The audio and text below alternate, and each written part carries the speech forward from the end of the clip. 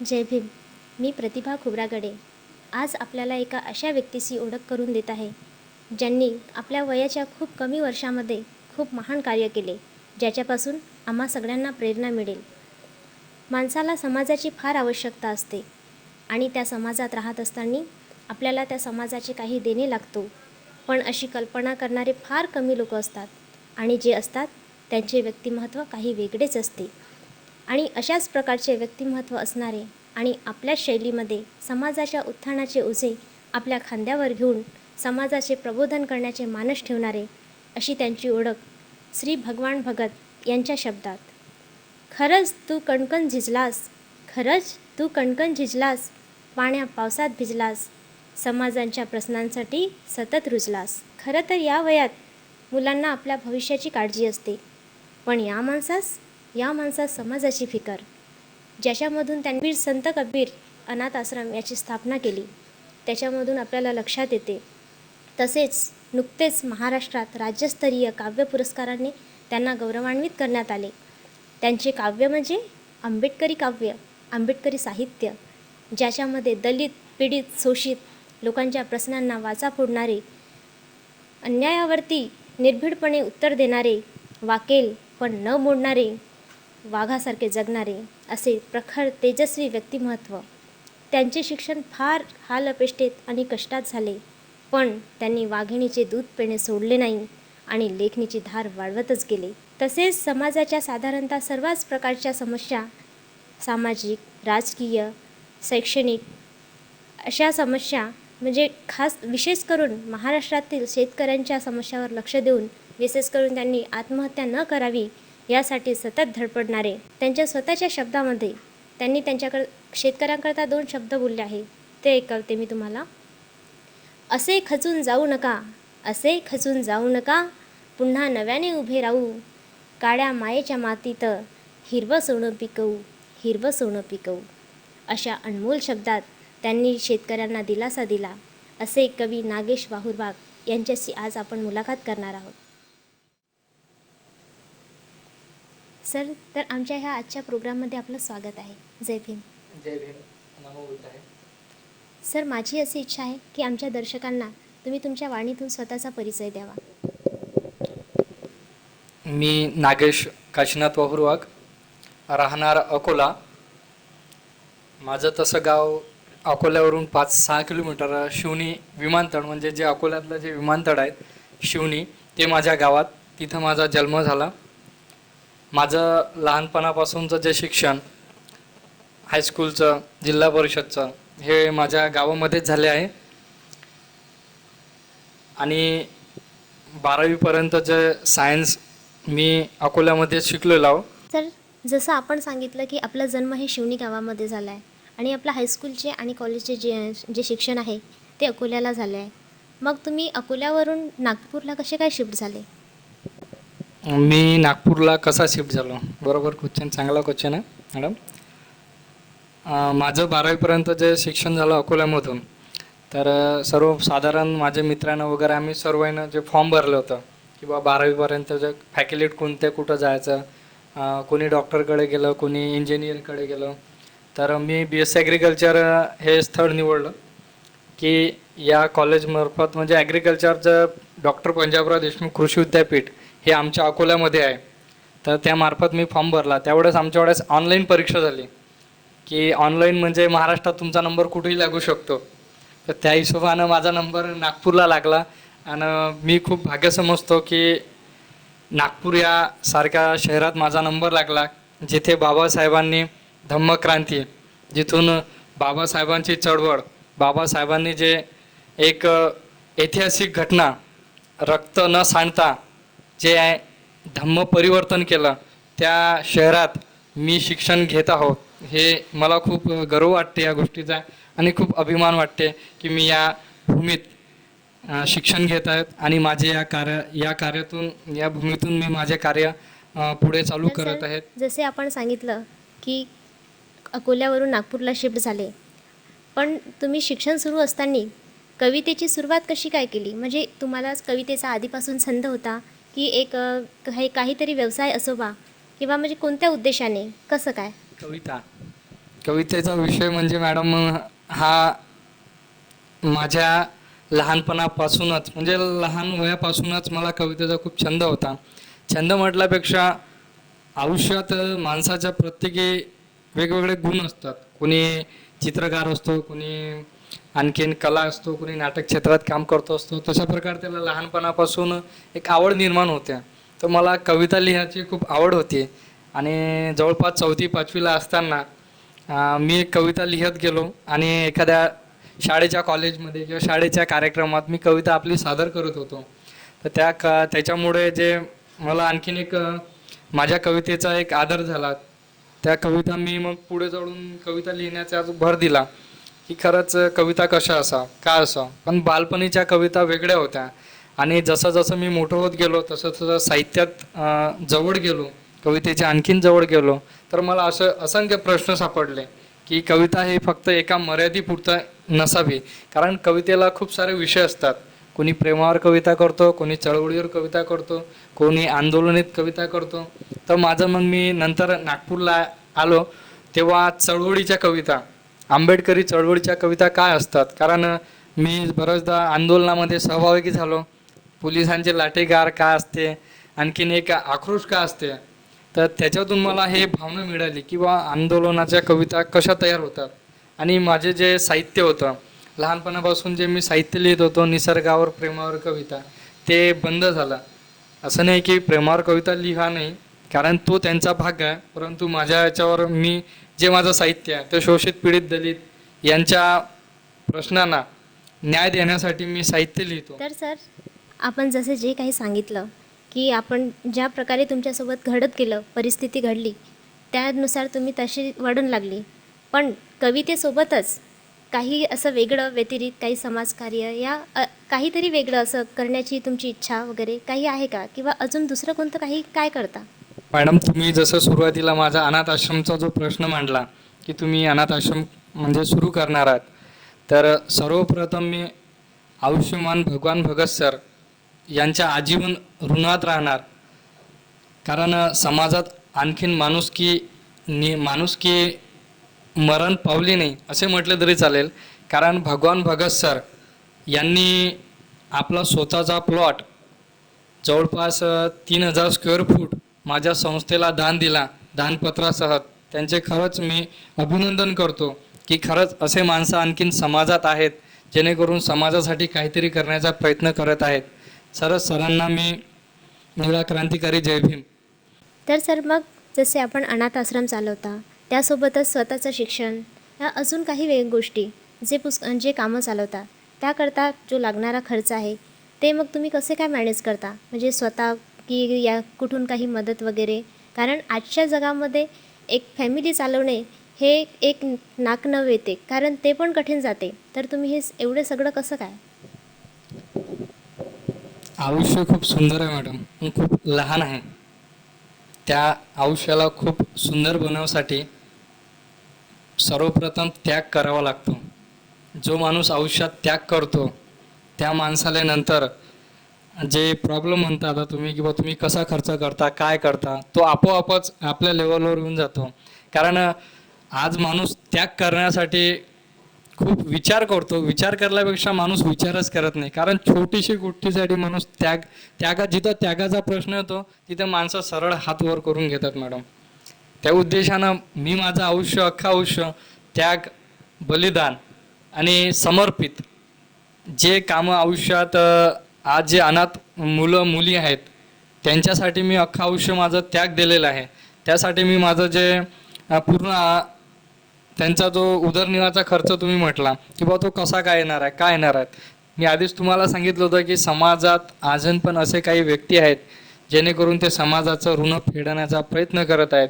त्यातलंच नाव म्हणजे एक भगवान भगत सर, दुसरं नाव आमचे विनेश दादा शेवाडे, यांचा पण मी खूप ऋणबंधनात राहणार आयुष्यभर. कारण ही माणसं माझ्या पाठीशी आहेत म्हणून आज मी इथपर्यंत आहो. आज तुम्ही माझा मुलाखत घेत आहो हे मला मी एक काही मोठा माणूस नाही आहे किंवा मोठा व्यक्ती नाही आहो की एक साधारण छोटासा कवी आहो, परंतु आज हा जो आज सन्मान मिळत आहे मला याचं श्रेय मी सर्वप्रथम बाबासाहेबांना देणार आहो. कारण बाबासाहेब आमचे मार्गदाता आहे, प्रेरणा स्रोतात.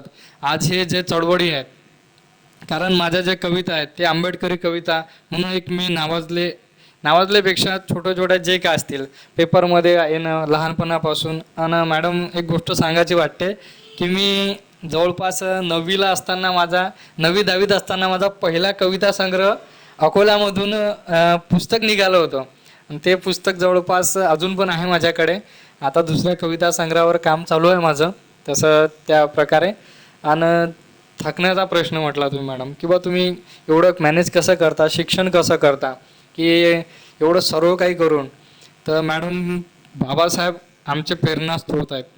बाबासाहेबांनी जर असा विचार केला असता तर आज बाबासाहेब एवढे मोठे महान व्यक्ती झाले नसतील, कारण त्यांना त्याग केला.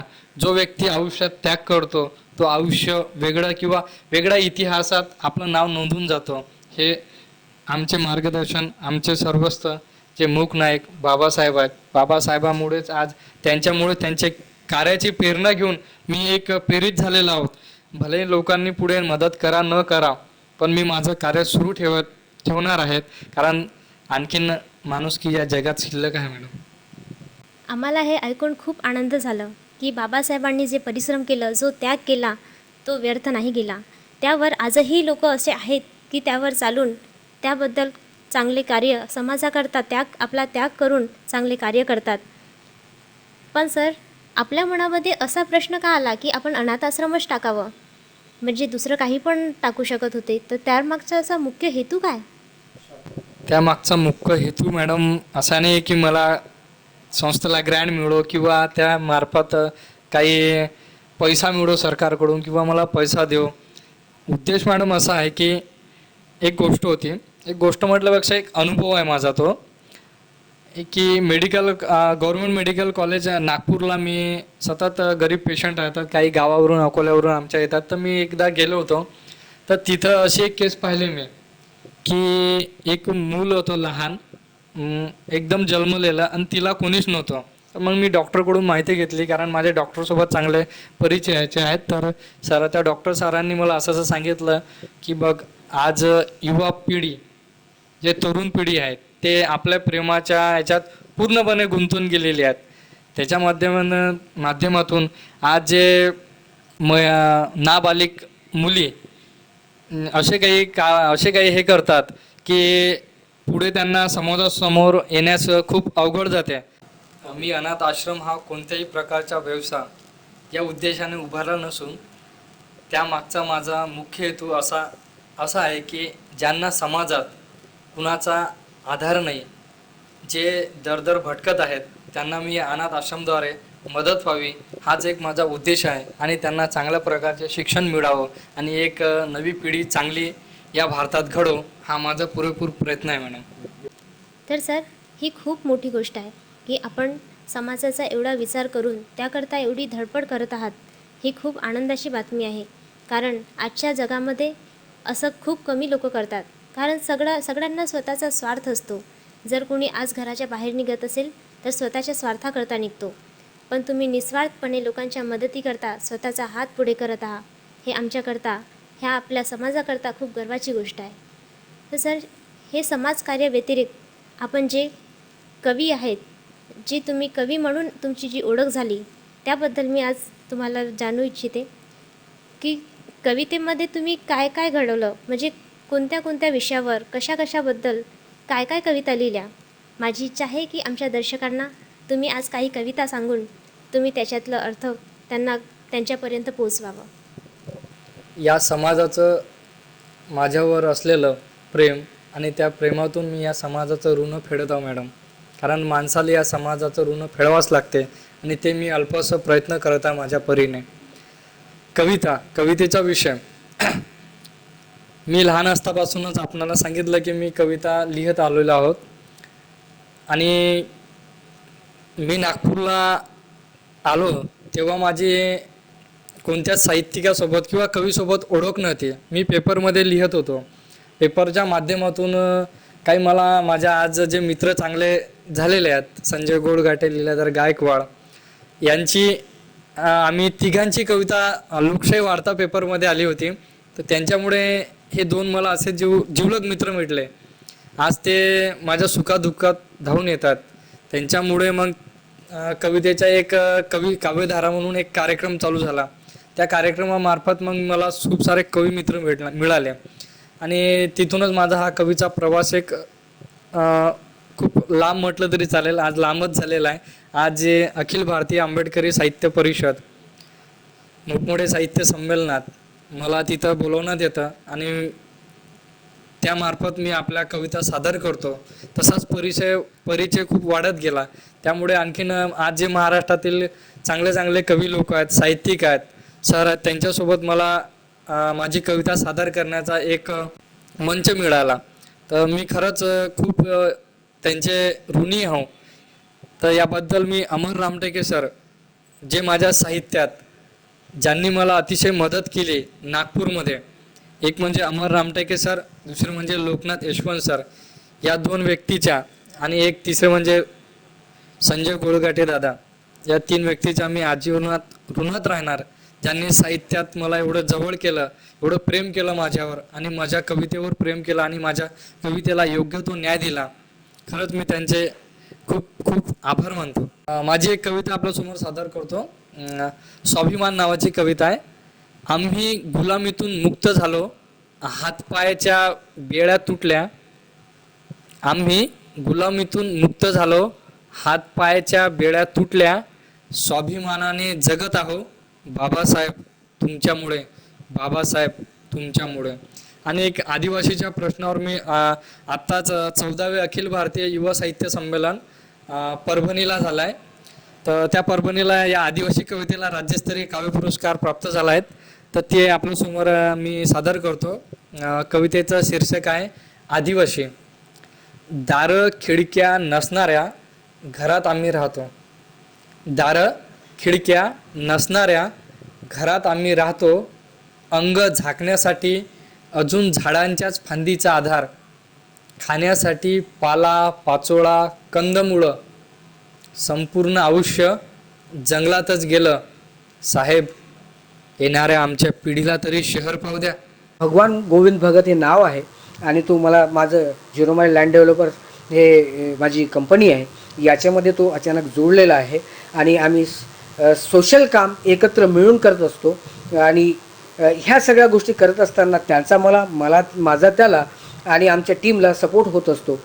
नागेश काशीनाथ वाळवाग हा अचानक माझा मित्र झाला आणि मित्र होण्यासाठी सगळ्यात महत्त्वाची गोष्ट तर ही आहे का त्याला सामाजिक चळवळीची खूपच आवड आणि त्याचसोबत मलाही त्या क्षेत्रातली खूप आवड. असं असल्यामुळे कसं झालं, कारण आमचे विचार एकमेकाला मिळाले आणि मिळाल्यामुळे काय झालं का खरंच आम्हाला असं वाटायला लागलं का आम्ही जर हे आज भेटत आहोत, परंतु आमची ही भेट 25 वर्षाच्या अगोदरची असू शकते, एवढी आमची जवळीकता आली.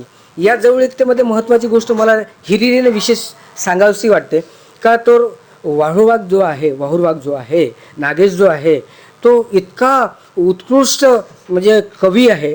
त्याचसोबत त्याचं कसं आहे का समाजासाठी तो असा झटतो का ज्याच्यासाठी खरंच म्हणजे मला शब्द नाही समजत. म्हणजे त्याचं म्हणजे कौतुक करण्यासाठी माझ्याजवळ शब्द नाही. आणि महत्त्वाची गोष्ट म्हणजे मला असं वाटते धम्मामध्ये ज्या प्रकारच्या गोष्टी सांगितलेल्या आहे त्या गोष्टी त्यांनी आपल्या शरीरामध्ये अंगीकारलेल्या आहे. याच अनुषंगाने मला असं वाटते का आईवडिलाची काय किंमत करतो तो, आपल्या भाऊबंधांना कसं हे करतो, हेच नव्हे तर समाजातील जे काही गोरगरीब शोषित पीडित लोक आहे याच्यासाठी तो कसा झटतो, या झटण्यासाठी खरंच मी त्यांना माझ्या डोळ्यांनी बघितलेलं आहे. माझ्या डोळ्यांनी बघत असताना मला अक्षरशः अश्रू आल्यासारखं वाटलं. म्हणजे कधी कधी तर मला असं वाटतं का रडू येतं. याचं कारण असं आहे का त्याची जी उत्कंठा असते, त्याची त्या लोकांविषयी, त्याची त्या जनतेविषयी, त्याची त्या म्हणजे पीडित लोकांविषयी जी म्हणजे हिरिरी आहे, जी त्याच्याविषयीची म्हणजे काम करण्याची गोष्ट आहे, त्याच्या आतमधून जे मनातनी दुखतं हे मला कळतं आणि हे माझ्या काळजाला लागतं. ज्याच्यामुळे मला असं वाटतं का असा पोरगा मिळणार नाही. आणि अशा व्यक्तीला माझ्यासारख्या माणसांनी सपोर्ट करणं गरजेचं आहे, ज्याच्यामुळेच समाज आपला पुढं येऊ शकेल आणि 4 लोक घडवण्यासाठी जो माझा हातभार लागेल अशा हिशोबाने मला असा पोरगा मिळालेला आहे आणि ज्याच्यामुळे मी त्याच्या पाठीशी कधीही उभा राहणार आहे.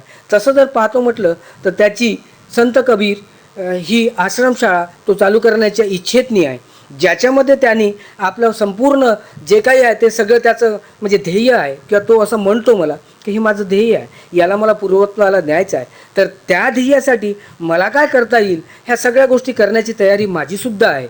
आणि याच अनुषंगाने माझ्याकडे असलेला बेल्याचं प्लॉट आणि ज्याच्यामध्ये त्याला ते काय करायचं असेल ते करण्यासाठी मी त्याला म्हणजे एक सढळ हाताने असं म्हटलेलं आहे का तुला जे काय करायचं असेल ते तिथे करू शकतो दादा. आणि त्याच्यासाठी माझं आर्थिक बळ नव्हे तर शारीरिक बळ, मानसिक बळ आणि यासाठी काय लागते ह्या सगळ्या गोष्टी. त्याच्यासोबत आमची एक टीम तयार झाली ज्याच्यामध्ये शेवाळे सर आहेत.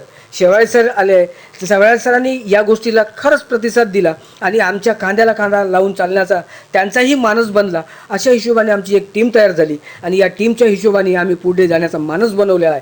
आणि आमच्या सगळ्या या टीममध्ये असं झालेलं आहे की या समाजाला जर पुढे न्यायचं असेल तर आम्ही कुठल्याच स्तराला जाण्याची आमची तयारी आहे. आणि या तयारीसाठी आम्ही काही करायला तयार आहोत आणि याच्यासाठी आम्ही तन मन धन या सगळ्याच बाबतीतनी तयार आहोत. असा तो नागेश वाळूवाघ.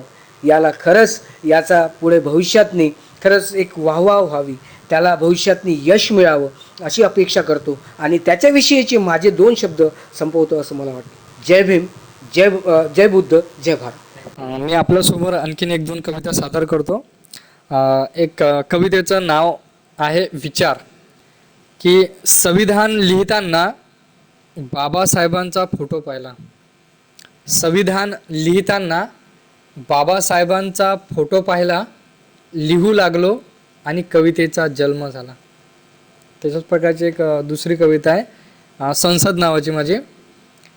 तिला न्याय देण्यासाठी संसदेत माझ्या आवाजाचा गरज होताच. तिला न्याय देण्यासाठी संसदेत माझ्या आवाजाचा गरज होताच. काही धर्मकंठ मनुवादी माणसं माझ्या तोंडावर बोट ठेवतात आणि संसद बरखास्त करून निघून जातात. आणखीन एक कविता मॅडम, स्फोट नावाची कविता आहे माझी. व्यवस्थेच्या छाताडावर मनुवादी माणसांच्या सैन्यात आंबेडकरी कविता शिरल्यावर स्फोट तर होणारच आहे. माझी मुलगी नावाची एक कविता आहे माझी. माझी मुलगी आतापासूनच संविधानाचे वाचन करते. माझी मुलगी आतापासूनच संविधानाचे वाचन करते. तिच्या आईच्या गर्भाशयात आणि तुफान वातावरणात जय भीमचा बुलंद आवाज घेऊन जन्म घेते. माझी मुलगी, माझी मुलगी, माझी मुलगी. कवितेचं शीर्षक आहे देवालय. दगडाला शेंदूर लावून त्यांनी देवालय स्थापन केले. दगडाला शेंदूर लावून त्यांनी देवालय स्थापन केले आणि साऱ्यांना लावून दिलं कामाला. बरं झालं गळ्या आपण या भानगडीत पडलो नाही. कवितेचं शीर्षक आहे संस्कृती. तिच्या कर्नाकट्या हृदयावर कोरून ठेवले मी सूर्याचे बीज. तिच्या कर्नाकट्या हृदयावर कोरून ठेवले मी सूर्याचे बीज. तेव्हा ती कुठे तापू लागली, पाण्याच्या दिशेने वाहू लागली. माणुसकीचा धर्म पाळू लागली, निळ्या झेंड्याला सलामी देऊ लागली. संविधानाची प्रार्थना गाऊ लागली, परिवर्तनाची संस्कृती बोलू लागली. त्याचं शीर्षक आहे महासूर्य. सूर्याने आमच्या आयुष्याचा अंधार कधीच दूर केला नाही. सूर्याने आमच्या आयुष्यातला अंधार कधीच दूर केला नाही आणि सूर्य आमचा कधी झाला नाही. सूर्यात प्रचंड ताकद, पण आमच्यासाठी कधी धावून आला नाही. आम्ही दिशाहीन भटकलेलो, दिशांनीही आम्हाला आपले मानले नाही.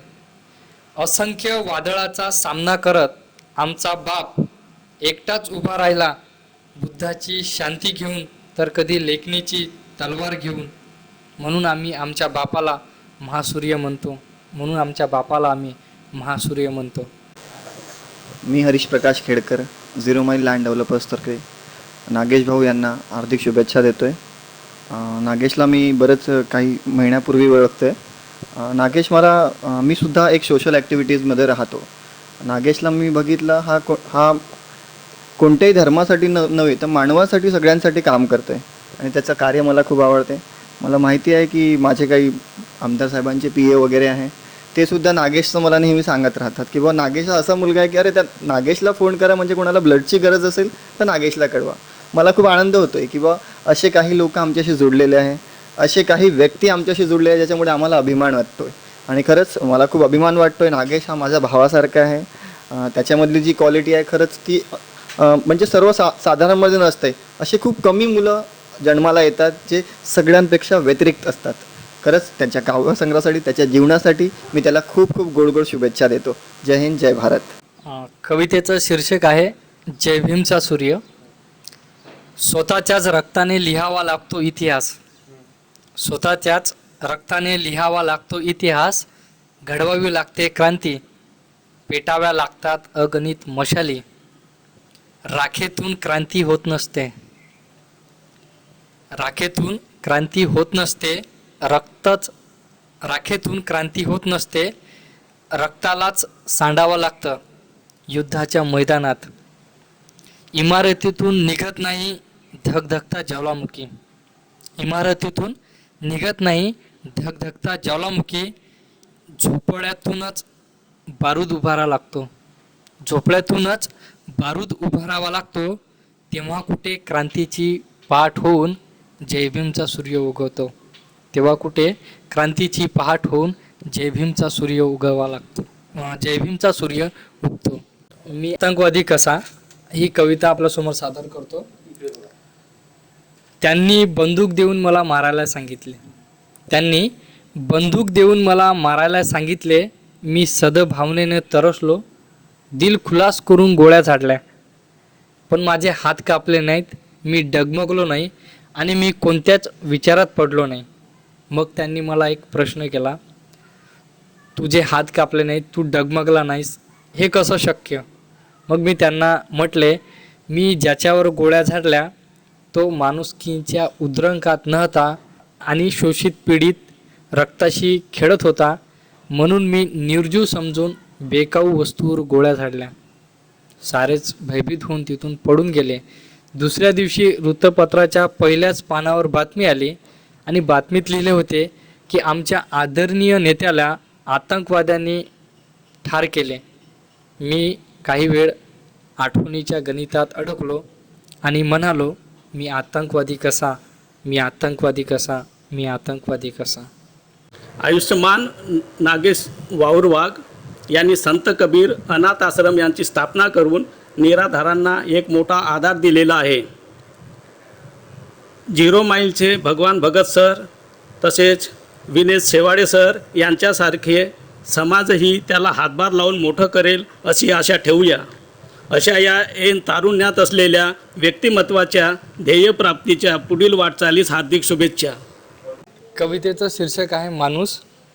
मी असत्याला कधीच माझ्या अवतीभोवती भटकू दिले नाही, मी असत्याला माझ्या अवतीभोवती कधीच भटकू दिले नाही, हाच माझा गुन्हा झाला. माणसं असत्याच्या पडपिंडात खुशाल जीवनांचा आनंद लुटत आहेत आणि मी सत्तेच्या भाकरीवर माणूस शोधायला निघालो.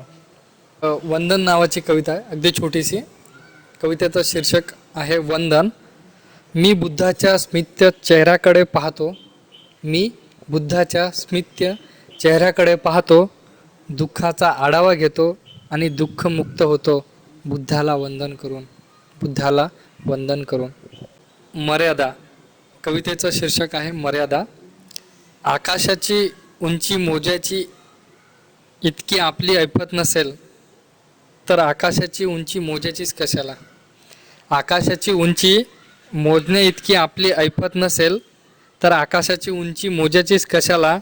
आपली जेवढी उंची आहे तेवढ्यावरच आपली दुनिया उभारायची ना. कवितेचं शीर्षक आहे नवा चंद्र निर्माण करू. चंद्रावर पाऊल ठेवणाऱ्यांनी जमिनीवर याचे नाव घेणेच बंद केले.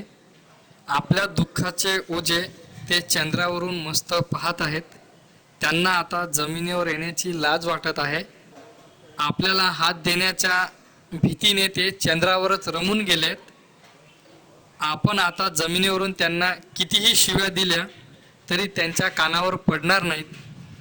अशा चंद्रावरच्या लोकांना चंद्रावरच राहू द्या. खुशाल चंद्राच्या कुशीत बिनधास्तपणे झोपू द्या. ते आपले कधी कुणी होते हे आपण त्यांना टाळणे बंद करू. जय भीम, जय महाराष्ट्र.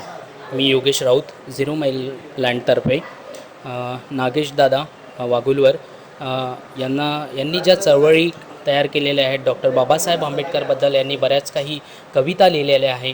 या कविता अजून यांनी पुढेच काही चळवळी लिहाव्या, चळवळी कराव्या, आम्हाला पण त्याच्यामध्ये सहभाग घ्यावा.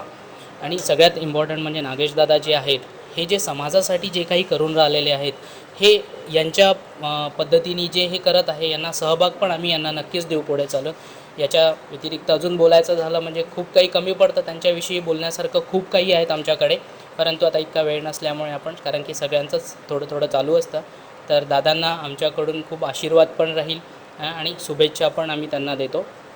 इतकं बोलून जय भीम. कवितेचं शीर्षक आहे त्याग करावा लागतो. परिवर्तनाच्या मोठमोठ्या गोष्टी सांगून परिवर्तन घडत नसते. त्यासाठी एखाद्या महापुरुषाला जन्म घ्यावा लागतो. तुझ्या माझ्यासारखा परिवर्तन घडून आणू शकत नाही हे मी ठामपणे सांगू शकतो. परिवर्तन घडवायसाठी अख्खं आयुष्य त्यागावं लागतं आणि जिथे त्यागाचा प्रश्न येतो तेथे आम्ही हात वर करून घेतो. कवितेचं शीर्षक आहे चाल. मुक्या वेदना माझ्या मुक्याच राहू दे, फाटके शर्ट माझे फाटकेच राहू दे, जीवनाचं गाणं माझं असंच गाऊ दे. तुझ्या विरोधात माझी झोपडी नाही, तुझा बंगला असाच राहू दे. मी शोधतो माझ्या वस्तीतील बेकाऊ तरुणांची टोळी, तुझी चाल अशीच चालू दे, तुझी चाल अशीच चालू दे. यानंतरची कविता आहे झोपडपट्टी. तत्वज्ञानी माणसांचा थवा एका मंचावर आला. काही तत्वज्ञानी माणसांचा थवा एका मंचावर आला आणि त्यांनी नामकरण केले म्हणे गावाबाहेरची झोपडपट्टी. घोटाळा नावाची कविता आहे. तुमचं नाव आणखीन एका घोटाळ्यात आलं साहेब, तुमचं नाव आणखीन एका घोटाळ्यात आलं साहेब. या धास्तीने साहेबांनी टांगड्या पसरलेल्या जवळ केल्या, शांत खुर्चीवर बसले. काय झालं साहेब? विचार करत आहे कोणत्या घोटाळ्यासाठी नाव आमंत्रित झालं ते. कवितेचं शीर्षक आहे शस्त्र. माझ्या हातात शस्त्र आले म्हणून मी काय कोणाच्याही माना कापत राहू. माझ्या हातात शस्त्र आले म्हणून मी का कोणाच्याही माना कापत राहू. योग्य वेळ आल्यावरच शस्त्राचा वापर करेल. एक दुःख नावाची कविता आहे. वेदनांचा पाऊस कधी कमी झाला नाही, दुःख भोगून झाले वर्षानुवर्ष. दुःखाने मला कधी एकटे सोडले नाही, दुःखाची सारी कैफियत सोडून द्यावी वाटते, पण काय करावं आता दुःखांना दोस्त बनवलं. माझं नाव विनेश देवबाजी शेवाळे.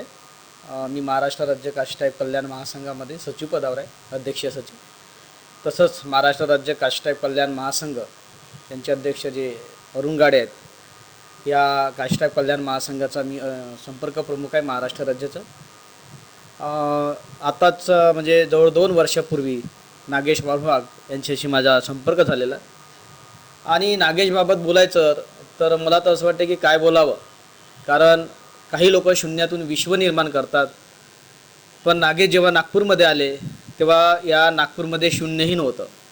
आणि अशा शून्य नसलेल्या याच्यातून शून्य तयार करणे आणि शून्यातून पूर्ण विश्व निर्माण करणे ही कॅपॅसिटी नागेश यांच्यामध्ये आहे. आज त्यांच्या कविता ज्या सूर्यालाही आग लावतात, स्थितीच्या पलीकडेही असणारे जे विचार करण्याची प्रवृत्ती निर्माण करतात, असे प्रभावी व्यक्तिमत्व म्हणजे नागेश वाघुलवाघ आहे. या नागेश वाघुलवाघ या व्यक्तिमत्वाचं म्हणजे कविता जेव्हा लिहितात तर माणसाचं तन धनातलं रक्त सळसळते.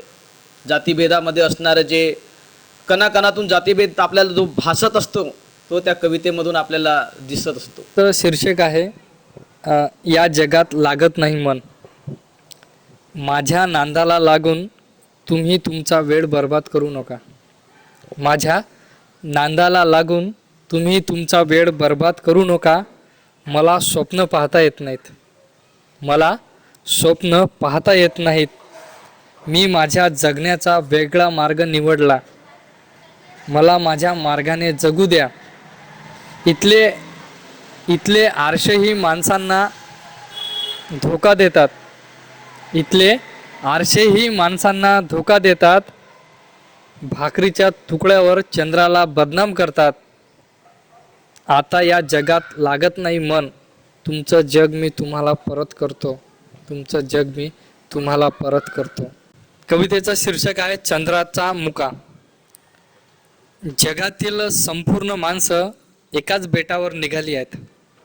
जगातील संपूर्ण माणसं एकाच बेटावर निघाली आहेत चंद्राचा मुका घेण्यासाठी. आणि चंद्र रात्र होताच पलायन करून जमिनीवर येतो माझा मुका घेण्यासाठी. कवितेचं शीर्षक आहे पाऊल. सापाला आपण कितीही जवळ केले तरी तो डंक मारल्याशिवाय सोडत नाही. सापाला आपण कितीही जवळ केले तरी तो डंक मारल्याशिवाय सोडत नाही. मला समजून आले, आता मी पुढचं पाऊल योग्य दिशेने टाकेल. कवितेचं शीर्षक आहे जात.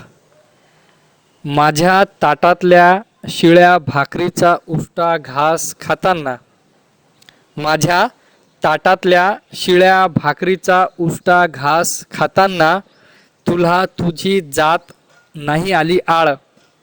आज आपल्या प्रेमाचा जगजाहीर खुलासा होताना माझी जात का येत आहे आळ.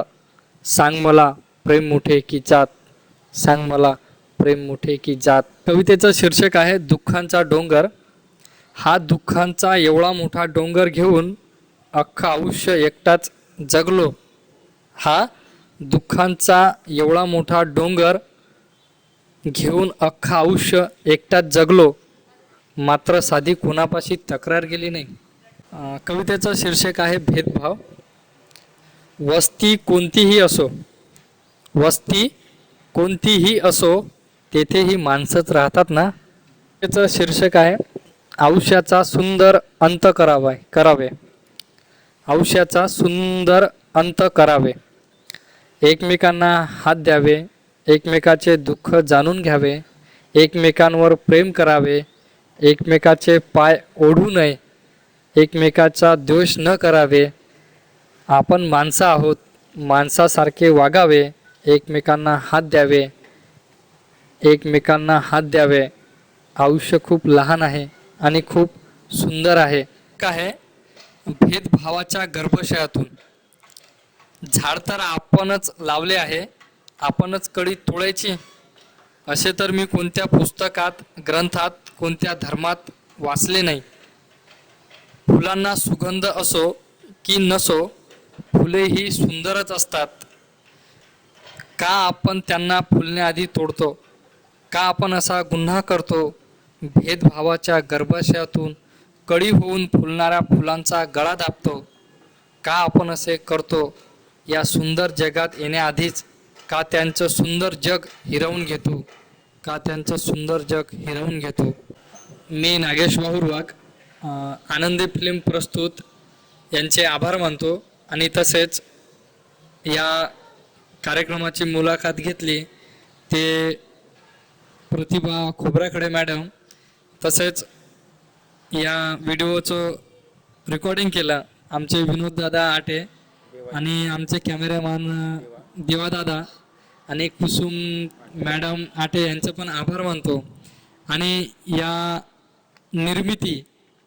कॅसेटची माझी निर्मिती केली ते निर्मिती Bhagwan Bhagat sir, Roshan Jambhulkar sir, Harish Khedkar sir, Nayan Khaparde sir यांचेसुद्धा मी आभार मानतो की त्यांनी या माझ्या व्हिडिओ स्टुडिओला निर्मिती म्हणून त्यांनी या सहकार्य केलं. त्यांचे मी मनापासून आभार मानतो आणि त्यांना धन्यवाद देतो. आणि असेच माझ्यावर प्रेम करणाऱ्या सर्व माझ्या रसिक मित्रांनो, यांना सर्वांना मी धन्यवाद देतो. पंत कबीर अनाथ आश्रम या अनाथ मुलामुलींच्या उज्ज्वल भविष्यासाठी मला सहकार्याची मदत करावी अशी मी आपल्यासमोर अपेक्षा करतो आणि इथे थांबतो.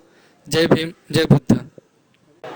मी Roshan Jambhulkar, zero mile land developers director कवी नागेश बाहुरवाघ यांना त्यांच्या समाजकार्याबद्दलचे जे त्यांनी अनाथ आश्रम उभारून महानतेचे कार्य केले त्याबद्दल त्यांना शुभेच्छा देतो. मी विनोद आटे, छायाचित्रकार आणि सोशल मुवमेंटचा एक कार्यकर्ता. नागेश वाघुरवार हा फार मोठा कवी आहे. त्याच्याबद्दल समाजामध्ये जो चांगला आदर आहे आणि त्यांनी जो नवीन उपक्रम आज समाजासमोर उभा केलेला अनाथ आश्रमाचा, त्या आश्रमाला माझ्या हार्दिक शुभेच्छा, माझ्या मंडळाच्या शुभेच्छा, माझ्या घराच्या शुभेच्छा आणि माझं जे युनिट आहे स्टुडिओ प्राईम मीडिया पिक्चर याच्यातर्फे त्याला शुभेच्छा देतो आणि त्यांनी फार फार मोठं काम करावं ही माझी सदिच्छा. जय भीम, जय भारत. तर दर्शकांनो, आज आपल्याला नागेश बाहुरवाघ यांनी ज्या कविता सांगितल्या खूप सुंदर आणि खूप छान कविता होत्या त्यांच्या. तसेच त्यांनी जे समाजाकरता जे कार्य केलं, आपण जसं मगाशी बघितलं की त्यांनी संत कबीर अनाथ आश्रमबद्दल जे सांगितलं की त्यांना zero mile land developers and builders ह्या कंपनीचे डायरेक्टर श्री भगवान भगत यांनी आपल्या स्वतःच्या मालकीची जागा ही अनाथ आश्रमकरता दानात देऊन टाकली. यावरून आपल्याला कळते की समाजात आजही असे लोक आहे की पुण्याईचे कामं करायला कधी मागे हटत नाही. यांच्यापासून ही एक आपल्याकरता प्रेरणा आहे. आपण त्यांच्यापासून शिकू शकतो की खरंच आपल्याकडून आपण जास्त तर करू शकत नाही, पण का बरं आपल्याकडून जे काही होईना आपण तेवढी तरी मदत करायची. आपण एक म्हण ऐकली असेल, बुंद बुंद तळे साचे. जर आपण त्याच्यातला 1 रुपयाही टाकीतला तरी तो अनमोल असतो. 100 रुपयामध्ये 1 रुपया कमी असला तर पूर्ण 100 रुपये होत नाही. त्याचप्रकारे आपल्याकडून जी काही मदत होत असेल आपण त्या अनाथ आश्रमकरता जर दानामध्ये दिली तर हा आपला त्याच्यातला एक अमूल्य वाटा होईल आणि ते अनाथ आश्रम चालवण्याकरता आणि पुढे वाढवण्याकरता हे खूप मोलाचे होईल. तर खरंच मित्रांनो, माझी अशी प्रार्थना आहे तुमच्याकडून की तुमच्याकडून जे काही मदत होईल, जी काही का असो ना, पण प्लीज तुम्ही करा. हे माझी आग्रहाची विनंती आहे आणि मी अशी अपेक्षा करते, आशा करते की खरंच तुम्ही हे करणार. आणि मी नागेश बाहुरवाघ यांची अभिनंदन करते की तुम्ही समाजाकरता एवढे झटले आणि एवढे करत आहेत. तर मित्रांनो, आजच्या ह्या प्रोग्राममध्ये आपण एका अशा महान व्यक्तीबद्दल जाणून घेतलं. तसेच आपण पुन्हा भेटू, पुन्हा एका महान व्यक्तीची गाथा, त्यांच्या जीवनाबद्दल चरित्र जाणून घेऊ. नमो बुद्धाय, जय भीम.